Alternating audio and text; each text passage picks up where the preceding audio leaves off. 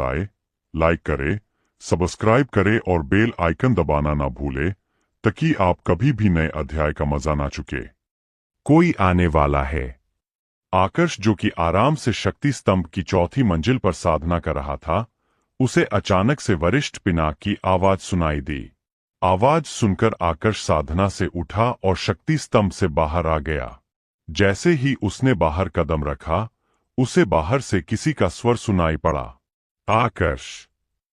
इस आवाज को आकर्ष कुछ ज्यादा ही अच्छे से पहचानने लगा था। यह विशाल की आवाज थी। आवाज क्योंकि काफी तेज थी तो आसपास के बाकी शिष्यों का ध्यान भी इसने खींच लिया। थोड़ी ही देर में कई सारे शिष्य आकर्ष के घर के बाहर इकट्ठा होने लगे। सभी की नजर इस समय दो व्यक्तियों पर टिकी हुई थी। एक तो था विशाल और दूसरा था उसके साथ का एक मध्य अवस्था का आदमी। यह कौन है? एक शिष्य ने पूछा। पता नहीं, मैं भी इसे पहली बार ही देख रहा हूं, पर अगर यह विशाल के साथ आया है तब तो पूरी संभावना है कि आकर्ष को नुकसान पहुंचाने के इरादे से ही यहां पर आया होगा। दूसरे शिष्य ने जवाब दिया। इसी प्रकार की बातें बाकी सभी शिष्यों के बीच भी हो रही थी। इधर आवाज सुनकर आकर्ष भी अपने घर से बाहर निकला, लेकिन इससे पहले कि वह बाहर का नजारा देख पाता, एक तलवार उसकी तरफ काफी तेजी से बढ़ने लगी। तलवार की रफ्तार काफी तेज थी। अगर आकर्ष सही समय पर प्रतिक्रिया न देता तो वह काफी आसानी से उसे खत्म भी कर सकती थी। इस जानलेवा प्रहार से बचने के लिए उसने तुरंत अपने गरुड़ पंखों का इस्तेमाल किया और अपनी जगह से हट गया। बूम! अगले ही क्षण तलवार सीधे जाकर उसके घर के दरवाजे से टकराई और एक जोर के धमाके के साथ दरवाजे सहित पूरी दीवार को उसने तोड़कर चकनाचूर कर दिया। अपनी जगह से दूर हटने के बाद आकर्ष ने प्रहार करने वाले योद्धा की तरफ देखा। अभी तक उसे कुछ भी पता नहीं था कि यह योद्धा कौन है और उसे नुकसान क्यों पहुंचाना चाहता है। उसके मन में यह सारे सवाल चल ही रहे थे कि तभी उसे ऊर्जा के द्वारा एक संदेश प्राप्त हुआ। मेरे चक्रमूल को नष्ट करके तुमने सोच कैसे लिया कि मैं तुम्हें इतनी आसानी से छोड़ दूंगा? मेरे भाई के पहले प्रहार से तो तुम बच गए, लेकिन अगले प्रहार से नहीं बच पाओगे। चरण भाई के पास आसमानी रंग का चक्रमूल है। उनका ऊर्जा स्तर भी प्रज्ञा मंडल के तीसरे स्तर में पहुंचा हुआ है। तुम्हारे जैसा योद्धा उनके सामने बस कुछ क्षणों का मेहमान है। यह संदेश विशाल के द्वारा भेजा गया था, जिसमें नफरत और घमंड का भाव साफ झलक रहा था। अगर कोई और होता तो इस मामले को थोड़ा गंभीरता से लेता, पर आकर्ष ने जैसे ही उसका संदेश सुना उसकी खुशी का कोई ठिकाना न रहा।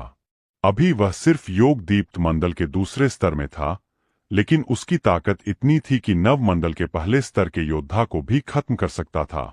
वह तो उसने अभी तक अपनी ताकत प्रदर्शित नहीं की थी, इसलिए सभी को यही लग रहा था कि वह सिर्फ प्रज्ञा मंडल के योद्धाओं से लड़ सकता है। ऊपर से इस बार वाला दुश्मन आसमानी रंग का चक्रमूल लेकर आया था। वह भला खुश कैसे नहीं होता? अगर उसने इस चक्रमूल को हासिल कर लिया तो काफी आसानी से उसका खुद का चक्रमूल हरे रंग में परिवर्तित हो सकता था। स्विश! अपना पहला प्रहार विफल होने के बाद चरण तुरंत से अपना दूसरा प्रहार करने के लिए आगे बढ़ा। पहली बार में तो आकर्ष तैयार नहीं था, लेकिन इस बार वह तैयार था। इस लड़ाई में ना तो आकर्ष को जल्दी करनी थी और ना ही देरी। अगर वह जल्दी कर देता तो सभी को पता चल जाता कि उसकी वास्तविक ताकत कितनी है, और अगर वह देरी कर देता तो चरण को खत्म करने से पहले ही वहां पर कोई एल्डर आ सकता था और उसके बाद चरण को खत्म करना और उसके चक्रमूल को अवशोषित करना असंभव था। लड़ाई शुरू होते ही उसने बस अपना बचाव करने की कोशिश की। लड़ाई इसी रफ्तार के साथ आगे बढ़ती रही जैसे कि आकर्ष के पास पर्याप्त रूप से ताकत नहीं है। जैसे ही 4 से 5 प्रहार हुए, आकर्ष ने अपनी वास्तविक ताकत दिखानी शुरू की। उसने झट से अपने ऊर्जा के घेरे का निर्माण करके चरण को उस घेरे में कैद कर लिया। रुक जाओ! ठीक इसी समय पर एक कर्कश आवाज पूरे क्षेत्र में गूंजने लगी। यह आवाज चरण और आकर्ष को भी सुनाई पड़ी। दोनों के ही चेहरे के भाव गंभीर हो गए क्योंकि यह एक एल्डर की आवाज थी। चरण फिर से प्रहार करने के लिए आगे बढ़ा ताकि एल्डर के कुछ करने से पहले ही आकर्ष को खत्म कर सके। वही आकर्ष ने भी अपनी तलवार की दिव्य योग्यता का इस्तेमाल करके अपने प्रतिरूपों का निर्माण कर लिया। चरण को कोई उम्मीद नहीं थी कि आकर्ष इस तरह से प्रतिरूप का निर्माण भी कर सकता है। जब तक वह वास्तविक आकर्ष को कुछ कर पाता, आकर्ष के प्रतिरूप ही उस पर टूट पड़े। काफी आसानी से उन्होंने चरण को जख्मी कर दिया। गुस्से में आकर चरण ने भी एक प्रतिरूप पर जानलेवा प्रहार किया और उसको नष्ट करने की कोशिश की। उसकी तलवारबाजी तो काफी अच्छी थी। वह प्रतिरूप नष्ट हो गया, लेकिन दूसरे प्रतिरूप के प्रहार से चरण अपने आप को बचा नहीं पाया। उसके द्वारा किया गया प्रहार चरण की पीठ को चीरते हुए उसके सीने से बाहर निकल गया। इससे पहले कि चरण दर्द में चिल्ला पाता, आकर्ष ने आगे बढ़कर अपनी तलवार से उसके जबड़े पर जोर का प्रहार किया। कैच! एक ही प्रहार में चरण का जबड़ा कटकर उसके शरीर से अलग हो गया। वह दर्द के मारे तड़पने लगा। आकर्ष ने अब उसे संभलने का भी मौका नहीं दिया और अपनी तलवार से दूसरा प्रहार करके हमेशा हमेशा के लिए उसे गहरी नींद में सुला दिया। वरिष्ठ पिनाक, मेरी मदद कीजिए। बिना एक भी पल की देरी किए आकर्ष ने जल्दी से अपनी आध्यात्मिक शक्ति को चरण की आत्ममंडल में भेजने की कोशिश की। क्योंकि चरण खत्म हो चुका था तो उसकी आत्मा भी उसके शरीर को छोड़कर जाने लगी थी, जिसका सीधा प्रभाव उसके आत्ममंडल पर पड़ रहा था। वह बिखरने लगा था। आकर्ष को पता था कि ऐसा कुछ होगा, इसलिए वह पहले से ही तैयार था।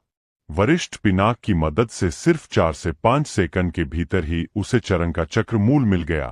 अपनी अवशोषण तकनीक का इस्तेमाल करके उसने उसकी पूरी ऊर्जा को तुरंत खींच लिया। इसमें मुश्किल से 2 से 3 सेकंड का समय लगा होगा। इसी के साथ उसने उस ऊर्जा को अपने चक्र मूल के साथ भी जोड़ दिया।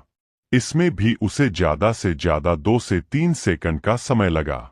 वरिष्ठ पिनाक की मदद से सब कुछ काफी आसान हो गया। आपके चक्र मूल का रंग गहरा हरा हो चुका है। वरिष्ठ पिनाक की आवाज आकर्ष के कानों में सुनाई पड़ी। यह सुनकर आकर्ष काफी ज्यादा खुश हो गया, लेकिन इससे पहले कि वह ज्यादा खुशी मना पाता, बाहर की तरफ एक जोर का ऊर्जा का धमाका हुआ, जिसके कारण उसका ऊर्जा का घेरा नष्ट होने लगा। यह देखकर आकर्ष ने जल्दी से अपने आप को चरण से थोड़ा दूर किया ताकि किसी को भी शक न हो कि उसने उसके चक्रमूल को खींचा है। एक ही क्षण बाद उसका ऊर्जा का घेरा पूरी तरह से निष्क्रिय हो गया, जिसके बाद सभी को भीतर का नजारा साफ दिखाई देने लगा। अंदर के नजारे को देखकर हर कोई हैरान था। आकर्ष की ताकत तो प्रज्ञा मंडल के पहले स्तर में थी ना, तो उसने प्रज्ञा मंडल के तीसरे स्तर में पहुंचे हुए योद्धा को कैसे मार दिया? यह एक सवाल अधिकांश शिष्यों की जुबान पर था। विशाल, जो उम्मीद कर रहा था कि इस मुकाबले में आकर्ष मर जाएगा, अपने ही भाई के मृत शरीर को देखकर वह पूरी तरह से टूट गया। उसे कुछ भी समझ में नहीं आ रहा था कि उसका भाई आकर्ष के हाथों कैसे मारा गया। यहाँ क्या हो रहा है? अचानक से एक आवाज सभी के कानों में गूंजने लगी। इस आवाज को सुनकर फिर से सभी योद्धाओं का ध्यान एल्डर की तरफ गया। आसमान में इस समय 2 एल्डर खड़े थे, जिनमें से एक को सभी बहुत अच्छे से पहचानते थे। उस एल्डर को देखकर तो विशाल भी करवाहट भरी मुस्कुराहट प्रदर्शित करने से अपने आप को रोक नहीं पाया। यह और नहीं बल्कि अजिताभ था। यह तुम्हारा वही भाई है न जिसके बारे में तुमने बात की थी? अजिताभ ने एक बार के लिए चरण के मृत शरीर की तरफ देखा और फिर वापस विशाल की तरफ देखते हुए कर्कश स्वर में पूछा, माफी चाहता हूं मास्टर, शायद मेरे भाई की किस्मत में आपका शिष्य बनना नहीं लिखा था। मैं बहुत शर्मिंदा हूं। मेरी वजह से आपको निराश होना पड़ा। विशाल ने अपने मास्टर अजिताभ की तरफ देखा और घुटनों के बल बैठकर शर्मिंदा होते हुए अपने मास्टर के सवाल का जवाब दिया। विशाल की बात सुनकर अजिताभ गुस्से से उबल पड़ा। उसने आकर्ष पर आरोप लगाते हुए कहा, तुम्हारी हिम्मत कैसे हुई गुरुकुल के क्षेत्र के भीतर अपने एक साथी शिष्य पर प्रहार करने की? न सिर्फ तुमने उस पर प्रहार किया बल्कि उसकी जान लेने का भी दुस्साहस किया। इसके लिए तो तुम्हें मृत्युदंड मिलना चाहिए। मृत्युदंड? और इसका फैसला तुमने किस आधार पर किया? आकर्ष ने भी वापस उसी लहजे में सवाल किया जिस लहजे में अजिताभ ने आरोप लगाया था। किस आधार पर? एक शिष्य का मृत शरीर यहां पर पड़ा और तुम कह रहे हो किस आधार पर? क्या इससे बड़ा सबूत भी चाहिए? अजिताभ ने कहा। अजिताभ यहां गुस्सा जरूर था, लेकिन उसने आकर्ष पर कोई प्रहार करने की कोशिश नहीं की। गुरुकुल में जब भी कोई गलती करता था तो उसकी सजा सिर्फ न्याय समूह ही दे सकता था। प्रत्येक विभाग में ऐसा समूह था जहां के लोग इस बात का ध्यान रखते थे कि सभी को न्याय मिले। इसी न्याय समूह का एक एल्डर इस समय अजिताभ के साथ आया हुआ था। अगर आकर्ष को कोई सजा दे सकता था तो सिर्फ वह था। एल्डर विभीषण, सबूत आपके सामने है, इसे सजा दीजिए। अजिताभ ने अपने साथ आए उस दूसरे एल्डर से कहा। यह दूसरा एल्डर भी द्वितीय श्रेणी का एल्डर था जो ताकत के मामले में अजिताभ से थोड़ा ही पीछे था, लेकिन क्योंकि वह न्याय समूह से संबंध रखता था तो उसका प्रभुत्व इस गुरुकुल में अजिताभ से ज्यादा था। आरोप तो हर कोई लगा सकता है, पर उसे सिद्ध करना हर किसी के बस की बात नहीं है। यह बात सच है कि मैंने इसको मारा है, लेकिन मैंने इसको इसलिए खत्म किया क्योंकि इसने पहले मुझे जान से मारने की कोशिश की थी। अगर विश्वास नहीं है तो यहाँ पर मौजूद सारे शिष्यों में से किसी से भी इस बारे में पूछ लो। कोई एक शिष्य हो सकता है झूठ बोल ले, पर इतने सारे शिष्य तो झूठ नहीं बोलेंगे। आकर्ष ने अजिताभ से कहा। इसका पता अभी चल जाएगा कि कौन सच कह रहा है और कौन झूठ। एल्डर विभीषण ने आगे आते हुए कहा। इसके बाद उन्होंने वहां पर मौजूद सारे शिष्यों से एक एक करके पूछताछ करना शुरू की। सब के सब शिष्यों का यही कहना था कि पहले चरण ने आकर्ष पर जानलेवा प्रहार करने की कोशिश की थी। आकर्ष ने तो बस अपना बचाव किया था। कुछ शिष्यों ने तो प्रकृति को साक्षी मानकर वचन भी दे दिया। असल में ऐसा नहीं था कि आकर्ष से उनका कोई करीबी रिश्ता था। बस गुरुकुल के अंदर जो न्याय समूह के एल्डरों की मदद करता था उसे कुछ अंक दिए जाते थे और यह अंक उनके गुरुकुल में रहने के लिए बहुत जरूरी थे। यह सब कुछ इसलिए किया जाता था ताकि सारे शिष्य गुरुकुल के प्रति वफादार रहें और गुरुकुल की आंतरिक व्यवस्था को अच्छा बनाए रखें। सभी से पता करने के बाद मेरा फैसला आकर्ष के पक्ष में जाता है। यहाँ पर सारी गलती चरण की थी। उसी ने सबसे पहले आकर्ष पर जानलेवा प्रहार करने की कोशिश की थी, इसलिए गुरुकुल की नजर में उसका चरण को खत्म करना कोई अपराध नहीं है। यह बस सुरक्षा के लिए किया गया था। अब से आकर्ष को इसके लिए कोई भी दोष नहीं देगा।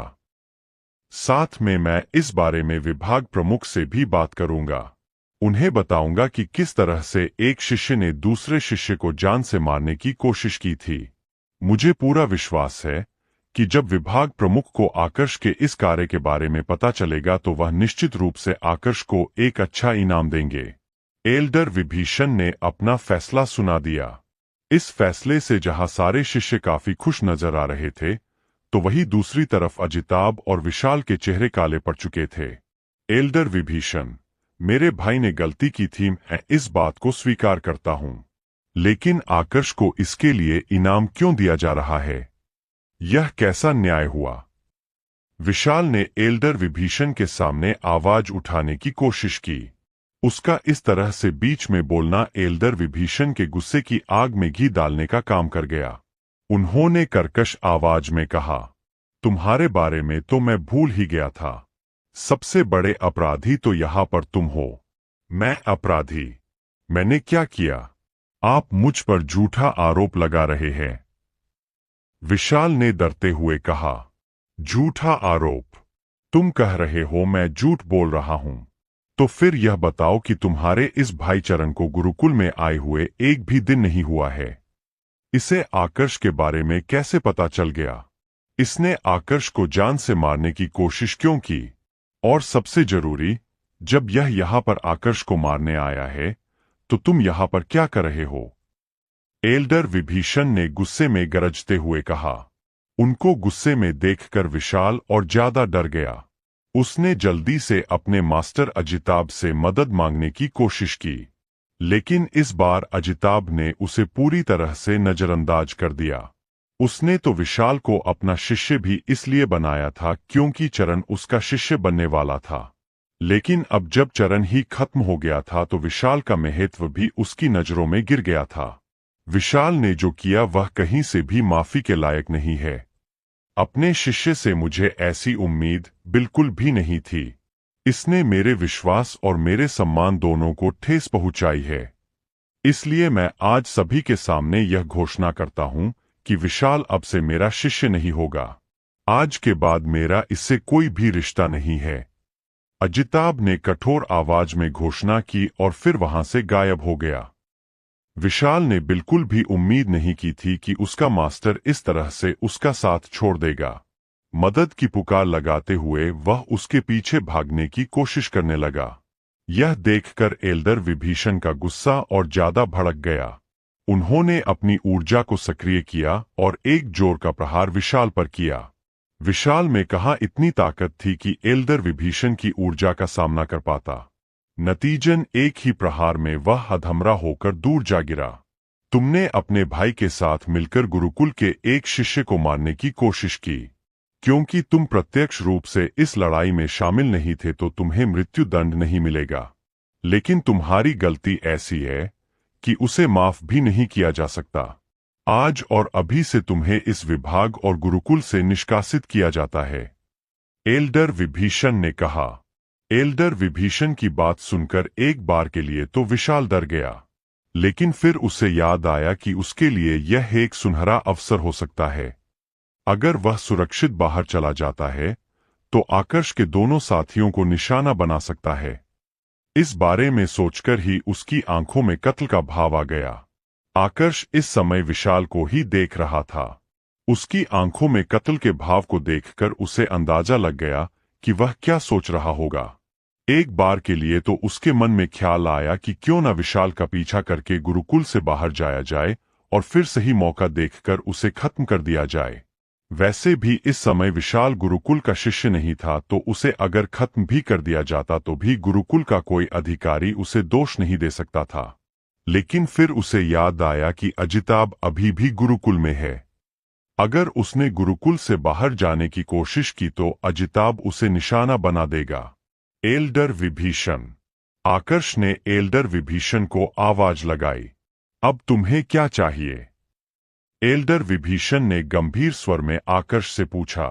मुझे विभाग प्रमुख से कोई इनाम नहीं चाहिए। मैं बस इतना चाहता हूं कि आप उसके बदले में इस विशाल को खत्म कर दें। भले ही अभी यह गुरुकुल का शिष्य नहीं है, पर मुझे विश्वास है कि आगे चलकर यह मेरे लिए फिर से खतरा बनेगा। आकर्ष ने कहा। एक बार फिर से सोच लो। क्या तुम सच में इनाम के बदले में सिर्फ इसे खत्म करवाना चाहते हो? एल्डर विभीषण ने पूछा। मैंने सोच लिया। मुझे इनाम नहीं चाहिए। आकर्ष ने जवाब दिया। नहीं एल्डर विभीषण, आप मुझे स्विश। विशाल ने डरते हुए एल्डर विभीषण से कुछ कहने की कोशिश की, पर उसकी बात पूरी होने से पहले ही एल्डर विभीषण ने उस पर प्रहार कर दिया और उसे हमेशा हमेशा के लिए मौत की गहरी नींद में सुला दिया। जब विशाल खत्म हो गया तब जाकर आकर्ष ने एक राहत की सांस ली। विभाग प्रमुख से उसे वैसे भी ऐसा कुछ मिलने नहीं वाला था जो उसके लिए कीमती हो। विशाल को खत्म करने के बाद एल्डर विभीषण ने आगे कुछ नहीं कहा और वहां से गायब हो गए। सारे शिष्य भी एक एक करके वापस अपने अपने घरों में लौटने लगे। आकर्ष भी अपने घर में लौटने वाला था, पर तभी उसकी नजर अपने घर की दीवार पर पड़ी। दीवार टूटी हुई थी, दरवाजा भी गायब था, इसलिए उसने पास के ही एक दूसरे घर में प्रवेश कर लिया।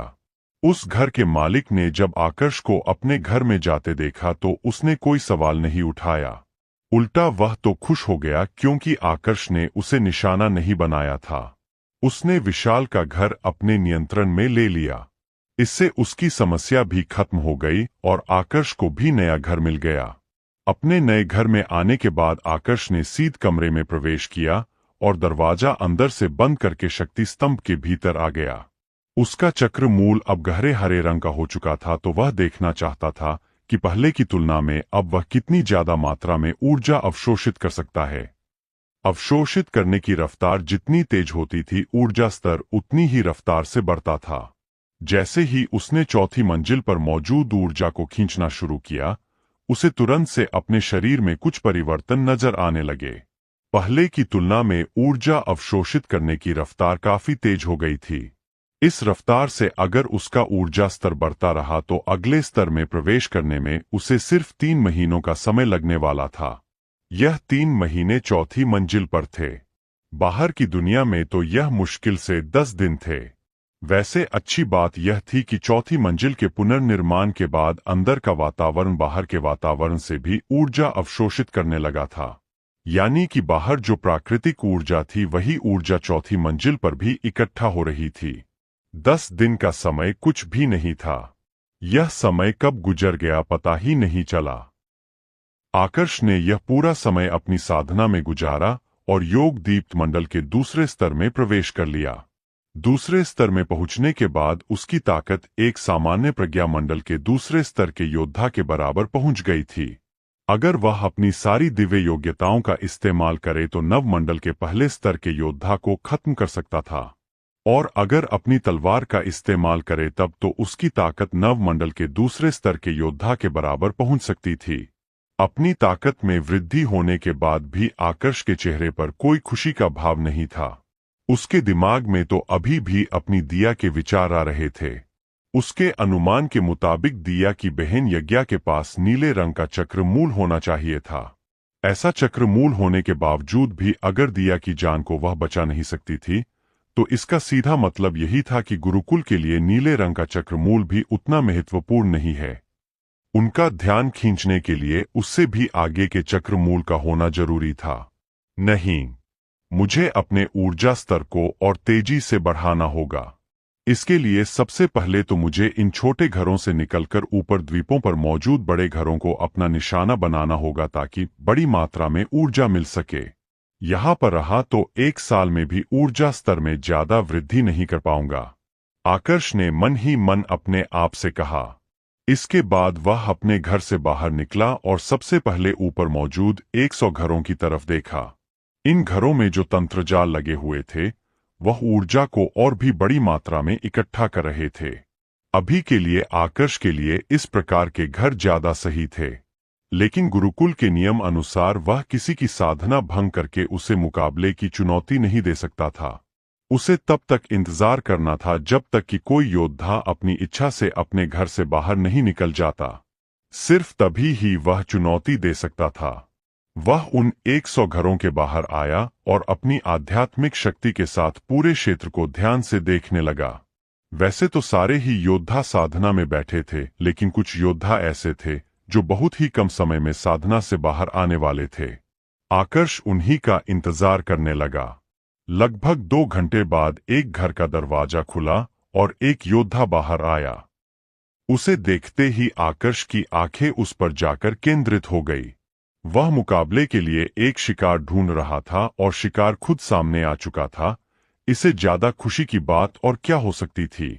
जो योद्धा इस समय घर से बाहर आया था, यह एक मध्य अवस्था का आदमी था। इसका नाम था सिद्धांत। यह एक नव मंडल के पहले स्तर का योद्धा था। तुम मुझे चुनौती देने आए हो? आकर्ष को अपने घर के सामने देख सिद्धांत ने कर्कश स्वर में पूछा। हाँ, आकर्ष ने बस एक शब्द का जवाब दिया, लौट जाओ। मेरा आज किसी का जान लेने का इरादा नहीं है। अपनी हड्डियां नहीं तुड़वाना चाहते तो वापस लौट जाओ, सिद्धांत ने कहा। इतना कहकर वह वापस अपने कमरे में जाने लगा, लेकिन तभी उसके पास वाले घर से एक और योद्धा बाहर निकला। इस योद्धा की उम्र आकर्ष की उम्र के बराबर थी। कोई तुम्हें चुनौती देने आया है और तुम ऐसे ही जा रहे हो, कहीं डर तो नहीं लग रहा? उस नए योद्धा ने सिद्धांत से कहा। इस योद्धा का नाम प्रकाश था। इसकी और सिद्धांत की बिल्कुल भी नहीं बनती थी। ऊपर से वो आकर्ष को भी पहले से जानता था। जब उसने देखा कि चुनौती देने के लिए आकर्ष आया है, तो उसे समझ में आ गया कि उसके पास कुछ तो नई ताकत होगी। मैं और इससे डरूं? क्यों, क्या यह कोई एल्डर है? सिद्धांत ने हंसते हुए जवाब दिया, एल्डर तो नहीं है, पर कोई ऐसा है जो उनसे दुश्मनी करने की हिम्मत रखता है। ताकत देखना चाहते हो तो मुकाबला करके देख लो, तुम्हें भी समझ में आ जाएगा कि यह कौन है, प्रकाश ने कहा।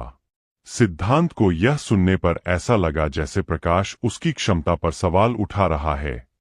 वह वापस आकर्ष की तरफ मुड़ा और कड़क स्वर में बोला, तुम्हें मुकाबला करना है ना? आ जाओ अखाड़े में। मुझे भी देखना है कि तुम्हारे पास ऐसी क्या क्षमता है कि प्रकाश तुम्हारा पक्ष ले रहा है। आकर्ष को भी मुकाबला ही करना था तो उसने इसको लेकर कुछ भी टिप्पणी नहीं की। इसी के साथ दोनों योद्धाओं के बीच मुकाबला शुरू हो गया। दोनों एक साथ एक ही समय पर अपनी जगह से आगे बढ़े और अपनी पूरी ताकत से पहला प्रहार किया। बूम!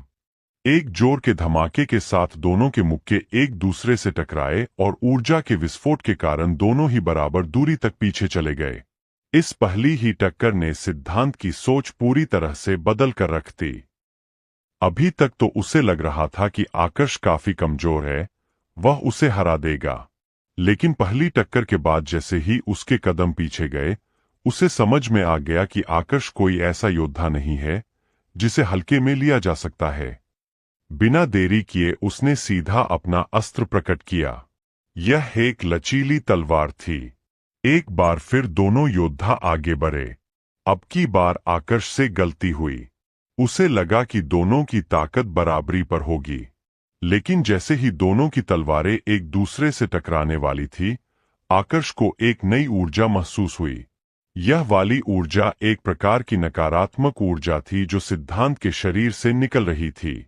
सिद्धांत ने भी बड़ी ही चालाकी से आखिरी समय पर इसको प्रदर्शित किया था ताकि अचानक से आकर्ष को झटका दे सके।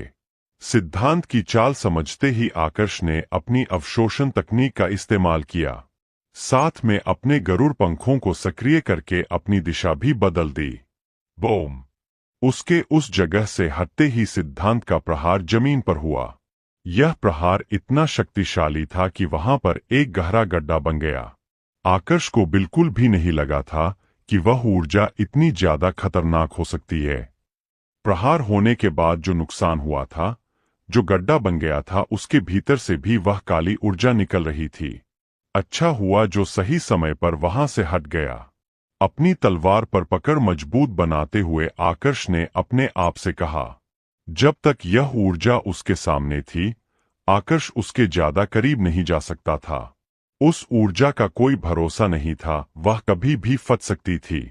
भले ही वो धमाका उसे गंभीर रूप से जख्मी ना करे, लेकिन उसका ध्यान भटका देगा। एक बार हल्का सा भी ध्यान भटका तो फिर तुरंत प्रतिक्रिया देनी मुश्किल होगी और उसका फायदा उठाकर सिद्धांत उस पर जानलेवा प्रहार भी कर सकता था। अपनी अवशोषण तकनीक का इस्तेमाल करके उसने सोचा कि क्यों ना उस ऊर्जा को अवशोषित किया जाए। सिद्धांत को कोई अंदाजा नहीं था कि आकर्ष के पास ऐसी भी कोई तकनीक होगी, तो उसे कोई चिंता नहीं थी। उस ऊर्जा के ऊपर आश्रित रहते हुए वह तो लगातार आकर्ष के करीब आने की कोशिश कर रहा था। वांग! इधर आकर्ष ने अपनी अवशोषण तकनीक का इस्तेमाल करके ऊर्जा को खींचने की कोशिश की। जैसे ही वह ऊर्जा उसके शरीर में पहुंची, उसे कुछ अजीब महसूस होने लगा। यह ऊर्जा बहुत ही ज्यादा आक्रामक थी। उसे ज्यादा देर तक शरीर में रखना खतरनाक हो सकता था, तो उसने उस ऊर्जा को अपने शरीर की ऊर्जा से दूर रखा। अगर यह सिर्फ धमाका कर सकती है, तो इसका असर सिद्धांत पर भी जरूर होगा। एक अनुमान लगाते हुए आकर्ष ने अपने आप से कहा। इसका अनुमान कितना सही था, उसको लेकर तो वह खुद भी सुनिश्चित नहीं था, लेकिन धमाका करने के लिए उतनी ऊर्जा पर्याप्त नहीं थी। उसे और भी ज्यादा मात्रा में ऊर्जा चाहिए थी ताकि बड़ा धमाका हो और सिद्धांत पूरी तरह से कमजोर पड़ जाए। उसने लगभग 2 मिनट तक इंतजार किया। इस दौरान वो लगातार अवशोषण तकनीक की मदद से सिद्धांत की ऊर्जा खींच रहा था। जब उसके पास पर्याप्त रूप से ऊर्जा हो गई, तब उसने अपने गरुड़ पंखों की मदद से अपनी रफ्तार धीमी की और सिद्धांत को अपने करीब आने दिया। इस पल पर सिद्धांत को यह लग रहा था कि आकर्ष डर चुका है, या फिर उसकी ऊर्जा खत्म होने को है। लेकिन जैसे ही वह करीब पहुंचा, बूम! उसी ऊर्जा का विस्फोट उसके शरीर पर हो गया, जिस ऊर्जा का इस्तेमाल करके इतनी देर से वह आकर्ष पर प्रहार कर रहा था। शुरुआत में तो सिद्धांत को कुछ भी समझ में नहीं आया, और जब तक समझ आया तब तक बहुत देर हो चुकी थी। धमाके के प्रभाव में सिद्धांत उड़ते हुए कई 100 मीटर दूर जा गिरा। उसके शरीर पर अधिकांश चमड़ी जल चुकी थी। चेहरे का हाल तो और भी ज्यादा खराब हो गया था। हालांकि योद्धाओं के लिए ऐसे जख्मों को भरना कोई बड़ी बात नहीं थी, लेकिन फिर भी यह काफी चौंकाने वाली बात थी कि आकर्ष जैसे योद्धा ने सिद्धांत को इस तरह से जख्मी कर दिया था। दूर जाकर गिरने के बाद कुछ देर तक सिद्धांत के शरीर में कोई हलचल नहीं हुई। यह देखकर आकर्ष डर गया। डर उसे इस बात का लग रहा था कि अगर सिद्धांत खत्म हो गया तो उसे बहुत कड़ी सजा मिलेगी। पहले से ही अजिताभ जैसा एल्डर उसका दुश्मन बना हुआ था। ऐसे दुश्मनों के लिए तो यह किसी सुनहरे अवसर के जैसा था। आर्ग! अचानक से सिद्धांत के शरीर में एक हलचल हुई और उसने खून की उल्टी की। यह देखकर आकर्ष की सांस में सांस आई। पहली बार अपने प्रतिद्वंद्वी के जिंदा होने पर वह इतना खुश था। इस डर से कि कहीं मामला आगे ना बढ़े, उसने तेज आवाज में कहा, तुम यह मुकाबला हार चुके हो। आज से तुम्हारा यह घर मेरा है। इतना कहकर आकर्ष ने सिद्धांत की तरफ दोबारा नहीं देखा और जल्दी से उस घर के अंदर जाकर दरवाजा अंदर से बंद कर दिया। इधर सिद्धांत के कानों में जैसे ही आकर्ष के शब्द सुनाई पड़े, उसे ऐसा लगा जैसे किसी ने उसके जख्मों पर नमक छिड़क दिया है। वह गुस्से से उबल रहा था, लेकिन उससे भी ज्यादा उसे एक सवाल परेशान कर रहा था। अभी थोड़ी देर पहले जो धमाका हुआ था वह उसकी खुद की ऊर्जा का था, लेकिन उसकी ऊर्जा उसी पर प्रहार क्यों कर रही थी? प्रकाश भी दूर खड़े होकर यह सब कुछ देख रहा था। हालांकि उसे आकर्ष के बारे में पहले से पता था, लेकिन इसकी उम्मीद उसे बिल्कुल भी नहीं थी कि आकर्ष इतनी आसानी से सिद्धांत को हरा देगा। इसके पास तो पीले रंग का चक्रमूल था। फिर सिर्फ 10 दिनों के भीतर ही इसके ऊर्जा स्तर में वृद्धि कैसे हो गई? अभी 10 दिन पहले ही तो इसने चरण को खत्म किया था। मैंने तो आज तक नहीं सुना कि कोई पीले चक्रमूल वाला योद्धा इतनी तेज रफ्तार से अपने ऊर्जा स्तर को बढ़ा रहा हो। कहीं ऐसा तो नहीं कि चरण से मुकाबला करते समय इसने अपनी वास्तविक ताकत प्रदर्शित ही नहीं की थी? प्रकाश के मन में इस समय कई सारे सवाल घूम रहे थे, लेकिन जवाब एक का भी नहीं था। इस समय सिर्फ प्रकाश अकेला नहीं था जो इन सवालों को लेकर परेशान था। जब ऊर्जा का वह धमाका हुआ था तो और भी कई योद्धा वहां पर आ गए थे। उनके मन में भी यही सारे सवाल चल रहे थे। एक बार फिर आकर्ष सभी योद्धाओं के बीच चर्चा का विषय बन चुका था। इस समय आकर्ष लोगों की नजर से अपने आप को बिल्कुल दूर कर चुका था। यह पहली बार था जब किसी की ऊर्जा को खींचने के बाद उसे इतना ज्यादा दर्द महसूस हो रहा था। अपने नए घर में आने के बाद वह सीधा मुंह के बल बिस्तर पर गिर गया और अपने जख्मों को भरने का समय देने लगा। जिस ऊर्जा को उसने खींचा था वह नकारात्मक ऊर्जा जरूर थी, लेकिन वह उस प्रकार की ऊर्जा नहीं थी जैसे शैतानी योद्धा इस्तेमाल करते थे। शैतानी योद्धाओं की ऊर्जा इतनी आक्रामक नहीं होती थी। यह वाली ऊर्जा कुछ ज्यादा ही आक्रामक थी जो आकर्ष के शरीर के साथ जुड़ने का नाम नहीं ले रही थी। जरूर सिद्धांत के पास ऐसी कोई दिव्य योग्यता है जिसके कारण उसकी ऊर्जा इतनी ज्यादा आक्रामक हो गई है, वरना ऐसी ऊर्जा किसी भी योद्धा के अंदर नहीं हो सकती। आकर्ष ने मन ही मन अनुमान लगाते हुए अपने आप से कहा। उसका यह अनुमान पूर्ण रूप से निराधार नहीं था। ऐसा सोचने की पीछे की वजह यह थी कि अगर किसी योद्धा की ऊर्जा में अपने आप इतना बड़ा परिवर्तन आ जाता तो वह योद्धा उस ऊर्जा को नियंत्रित नहीं कर पाता। जिस प्रकार आकर्ष की ऊर्जा सूर्य ऊर्जा में बदली थी, बिल्कुल वैसे ही सिद्धांत की ऊर्जा के साथ भी कोई परिवर्तन हुआ था। सूर्य ऊर्जा सिर्फ आकर्ष को फायदा पहुंचाती थी। उसके अलावा कम से कम इस दुनिया में तो ऐसा कोई नहीं था जो उसका इस्तेमाल कर सकता था। वैसे ही सिद्धांत की ऊर्जा के साथ भी था। अब यहाँ आने के बाद मुझे अपना पूरा ध्यान अपनी ताकत को बढ़ाने पर केंद्रित करना होगा।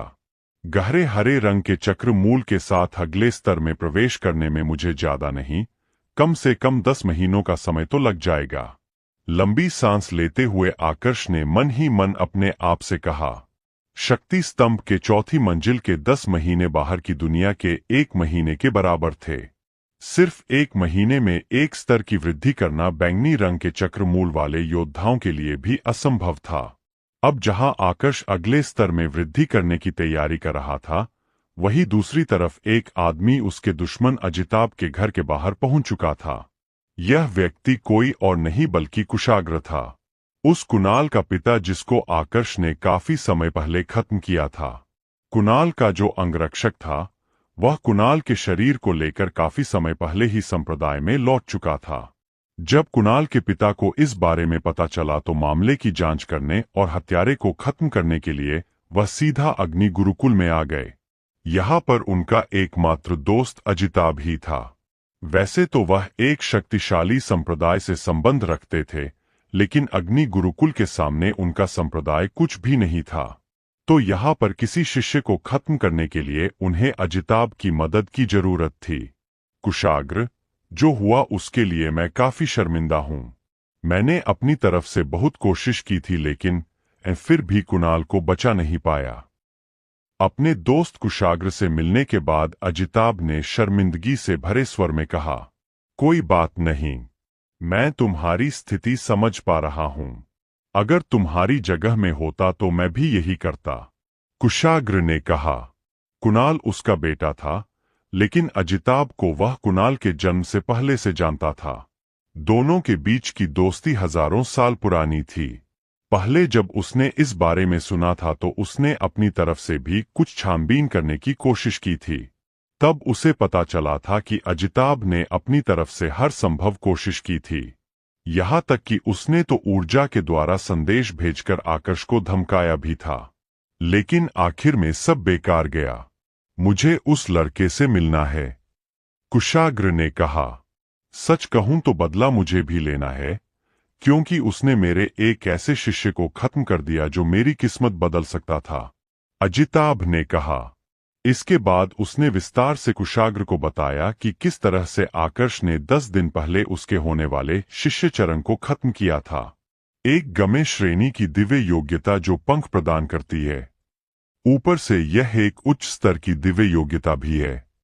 ऐसी तो किसी योग्यता के बारे में मैंने आज तक नहीं सुना, कुशाग्र ने उलझन भरे स्वर में कहा। सिर्फ इतना ही नहीं, उसके पास एक ऐसी दिव्य योग्यता भी है जो दूसरों की ऊर्जा को खींच सकती है। इसके अलावा मैंने खुद अपनी आंखों से देखा था कि जब चरण खत्म हुआ था तो उसके शरीर पर तलवार के जख्म थे। जिस हिसाब से प्रहार किया गया था उसके साथ मुझे पूरा विश्वास है कि वह किसी तलवार से जुड़ी उच्च स्तर की दिव्य योग्यता होगी, अजिताभ ने कहा। एक प्रज्ञा मंडल के चरम पर पहुंचे हुए योद्धा के पास इतनी सारी उच्च स्तर की दिव्य योग्यताएं कैसे हो सकती है? कुशाग्र ने चौंकते हुए पूछा। वही तो मुझे भी समझ में नहीं आ रहा है, अजिताभ ने जवाब दिया। पहले जाकर इस योद्धा से मिलते हैं, उसके बाद देखते हैं कि इसके लिए क्या कर सकते हैं, कुशाग्र ने गंभीर स्वर में कहा और फिर अजिताभ को लेकर आकर्ष से मिलने के लिए रवाना हो गया। दोनों जब आकर्ष से मिलने जा रहे थे, उस दौरान उन्होंने कुछ शिष्यों की बातें सुनी। पहले तो उन्हें समझ में नहीं आया कि बात किसके बारे में हो रही है, लेकिन जब उन्होंने आकर्ष का नाम सुना तो दोनों अपनी जगह पर ही रुक गए और ध्यान से आगे की बातें सुनने लगे। जैसे जैसे वह लोग आकर्ष के बारे में जान रहे थे, उनकी हैरानी उतनी ही ज्यादा बढ़ती जा रही थी। यह सिद्धांत कौन है? अचानक से कुशाग्र ने पूछा। सिद्धांत हमारे गुरुकुल के प्रतिभाशाली शिष्यों में से एक है। उसका ऊर्जा स्तर अभी के समय नवमंडल के पहले स्तर के चरम पर है। अपनी वर्तमान ताकत के साथ वह दूसरे स्तर के योद्धाओं से भी लड़ सकता है, अजिताभ ने गंभीर स्वर में जवाब दिया। क्या? अगर सिद्धांत इतना शक्तिशाली है तो उस आकर्ष ने उसे कैसे हरा दिया? तुमने तो कहा था कि चरण को खत्म करते समय उसका ऊर्जा स्तर प्रज्ञा मंडल के चरम पर था। तो फिर सिर्फ 10 दिनों के भीतर ही उसका ऊर्जा स्तर नवमंडल के दूसरे स्तर के योद्धा के बराबरी पर कैसे पहुंच गया? कुशाग्र ने कर्कश स्वर में सवाल किया। वह तो यहां पर अपने बेटे के हत्यारे को मारने आया था, लेकिन अब उसके बारे में जानकर गुस्से से ज्यादा उसके मन में जिज्ञासा उत्पन्न होने लगी थी। यह तो मुझे भी समझ में नहीं आ रहा। शायद जब उसने चरण को खत्म किया था तब उसने अपनी पूरी ताकत प्रदर्शित ही नहीं की होगी। अजिताभ ने एक अनुमान लगाते हुए जवाब दिया। चलो मान लिया कि उस समय उसने सभी से अपनी वास्तविक ताकत छुपा रखी होगी, पर उसके चक्रमूल का क्या? तुमने तो कहा था कि उसके पास पीले रंग का चक्रमूल है, तो एक पीले रंग के चक्रमूल का योद्धा इतना शक्तिशाली कैसे हो सकता है? कुशाग्र ने पूछा। यह सुनकर अजिताभ भी सोच में पड़ गया। उसने खुद अपनी आंखों से देखा था कि आकर्ष के पास पीले रंग का चक्रमूल है, और उसके चक्रमूल का निरीक्षण एक बार नहीं बल्कि 2 बार हुआ था। चक्रमूल मणि के साथ छेड़छाड़ करना संभव नहीं था, यानी कि आकर्ष के पास था तो पीले रंग का ही चक्रमूल। पर अगर ऐसा था तो उसके ऊर्जा स्तर में ऐसी तेज वृद्धि कैसे हो पा रही थी? अजिताभ इसके बारे में जितना ज्यादा सोच रहा था, उसकी उलझन उतनी ही ज्यादा बढ़ रही थी। इस समय पर आकर्ष अपनी खोई हुई ऊर्जा को फिर से हासिल करने की कोशिश कर रहा था। थोड़ी देर पहले जो लड़ाई हुई थी उसमें उसने काफी ऊर्जा खर्च कर दी थी, विशेषकर अपने गरुड़ पंखों को इस्तेमाल करने में। लेकिन अभी अपने कमरे में आए हुए उसे मुश्किल से आधा घंटा ही हुआ होगा कि किसी ने उसका नाम चिल्लाया। अपना नाम सुनकर आकर्ष के चेहरे पर कर्कशता आ गई। असल में जिसने उसका नाम लिया था उसकी आवाज को वह पहचानता था। यह कोई और नहीं बल्कि अजिताभ था। अपने घर का दरवाजा खोलकर जब वह बाहर आया तो उसने देखा कि बाहर 2 लोग खड़े थे। एक तो था अजिताभ और दूसरा था एक मध्य अवस्था का आदमी। तो तुम हो आकर्ष? मैं तुम्हें एक मौका दे रहा हूं। अभी और इसी वक्त अपने आप को खत्म कर दो वरना बहुत पछताओगे। उस मध्य अवस्था के आदमी ने आकर्ष से कहा। किसी अनजान व्यक्ति के मुंह से इस प्रकार के शब्द सुनकर आकर्ष को कुछ समझ में नहीं आया। जब उसने ध्यान से उसके चेहरे को देखा तो पाया कि उसका चेहरा कुणाल से काफी ज्यादा मिल रहा था। यह जरूर कुणाल का पिता होगा। आकर्ष ने मन ही मन अनुमान लगाया। पहचान पता होने के बाद उसके मन में जो भी उलझन थी वह पूरी तरह से खत्म हो गई। अपनी ऊर्जा का इस्तेमाल करते हुए वह धीरे धीरे ऊपर चढ़ने लगा और थोड़ी ही देर में वो अजिताभ व कुशाग्र के ठीक सामने आकर खड़ा हो गया। तुम जरूर कुशाग्र होंगे। पहली बात तो यह कि यह तुम्हारा संप्रदाय नहीं है और मैं तुम्हारे संप्रदाय का शिष्य नहीं हूं, तो अपने यह आदेश अपने संप्रदाय के शिष्यों के लिए बचा कर रखो। और दूसरी बात, यह अग्नि गुरुकुल है। तुम्हारे पिता का रंगमंच नहीं कि तुम किसी को भी जीने या मरने का कह दोगे। आकर्ष ने बिल्कुल ठंडी आवाज में कुशाग्र की तरफ देखते हुए कहा। आकर्ष, एल्डर कुशाग्र हमारे अग्नि गुरुकुल के मेहमान हैं। तुम्हारी हिम्मत कैसे हुई उनसे इस तरह से बात करने की? क्या तुम्हें गुरुकुल के नियम नहीं पता? अजिताभ ने गुस्से से भरी आवाज में आकर्ष को डांट लगाई। गुरुकुल के नियम? मेरे विचार से नियम तुम्हें याद रखने की जरूरत है। यह गुरुकुल का मेहमान कब से बन गया? यह गुरुकुल का नहीं बल्कि तुम्हारा मेहमान है। यह यहाँ पर क्यों आया मुझे यह भी बहुत अच्छे से पता है। मुझे यह भी पता है कि जब तक मैं अग्नि गुरुकुल में हूं तुम्हारा यह मेहमान मेरा कुछ नहीं कर सकता, और इसके तलवे चाटने वालों का मुझे कोई डर नहीं है। आकर्ष ने भी उसी लहजे में जवाब दिया जिस लहजे में अजिताभ ने उस पर गुस्सा किया था। क्या कहा तुमने? तुमने मुझे तलवा चाटने वाला कहा। अजिताभ गुस्से से उबल पड़ा। मैंने किसी का नाम नहीं लिया। जो तलवा चाट रहा है उसे पता है। फिर तुम्हें गुस्सा किस बात का आ रहा है? क्या तुम सभी के सामने यह कहना चाहते हो कि तुम इसके तलवे चाट रहे हो? आकर्ष ने बिल्कुल शांत स्वर में जवाब दिया। यह सुनकर अजिताभ का गुस्सा और ज्यादा बढ़ गया, लेकिन वह कुछ कर नहीं पाया। जब तक आकर्ष गुरुकुल का कोई नियम नहीं तोड़ देता तब तक वह उसका कुछ नहीं कर सकता था। तो तुम ऐसे नहीं मानोगे। ठीक है, मैं भी देखता हूं तुम कब तक इस गुरुकुल में मेरे डर से छुपे रहते हो। इस गुरुकुल में तुम तो सुरक्षित हो, लेकिन तुम्हारे दोस्तों का क्या? मैंने तुम्हें एक मौका दिया था, पर तुमने उसे नजरअंदाज कर दिया। अब देखो मैं क्या करता हूं। अब तुम जिंदा तो रहोगे, लेकिन हर समय तुम्हें इस बात का दुख महसूस करवाऊंगा कि तुम्हारी वजह से तुम्हारे दोस्त मारे गए। बहुत जल्द तुम खुद मेरे सामने आकर घुटनों के बल बैठकर मुझसे माफी मांगोगे और मुझसे विनती करोगे कि मैं तुम्हें खत्म कर दूं। तुम गुरुकुल के कोई इतने प्रतिभाशाली शिष्य नहीं हो कि तुम्हारे लिए गुरुकुल कोई बड़ा कदम उठाए। अगर मैंने तुम्हें कुछ कर भी दिया तो भी गुरुकुल इस बात को बड़ा मुद्दा नहीं बनाएगा।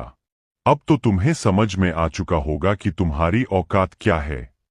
कुशाग्र ने अपनी आंखों में कत्ल का भाव लाते हुए कहा। वह इस समय आकर्ष को सभी के सामने धमकी दे रहा था, लेकिन इस समय गुरुकुल का एक एल्डर होने के नाते अजिताभ उसे रोकने की जगह उसी का पक्ष ले रहा था। अपनी धमकी देने के बाद कुशाग्र वहां से रवाना हो गया, लेकिन आकर्ष की आंखों के सामने से पूरी तरह गायब होने से पहले उसने एक कर्कश आवाज में कहा, याद रखना, अब जो होगा उसके जिम्मेदार तुम हो। किसी से भी पूछ लो, कुशाग्र ने कभी भी अपना वचन नहीं तोड़ा है, इस बार भी नहीं तोड़ेगा। इन्हीं शब्दों के साथ कुशाग्र वहां से पूरी तरह से गायब हो गया। उसके वहां से जाने के बाद अजिताभ भी वहां से चला गया। आकर्ष भी चुपचाप अपने घर में लौट गया। बाहर तो उसने कुछ भी नहीं कहा था, लेकिन अपने कमरे में आने के बाद उसके चेहरे पर गंभीरता साफ दिखाई दे रही थी। उसके परिवार से तो यहाँ पर कोई नहीं था, लेकिन उसके दो दोस्त यहाँ पर थे। उनकी सुरक्षा को लेकर आकर्ष को थोड़ी चिंता हो रही थी, विशेषकर अरविंद की। उसके स्वभाव को आकर्ष बहुत अच्छे से जानता था। अगर किसी ने झूठी खबर भी फैला दी कि आकर्ष को कोई खतरा है, तो अरविंद बिना सोचे समझे चुपचाप गुरुकुल से निकल जाने वाला था। आकर्ष को डर इस बात का था कि कहीं कुशाग्र ऐसी ही कोई चाल चलकर अरविंद को ना फंसा ले।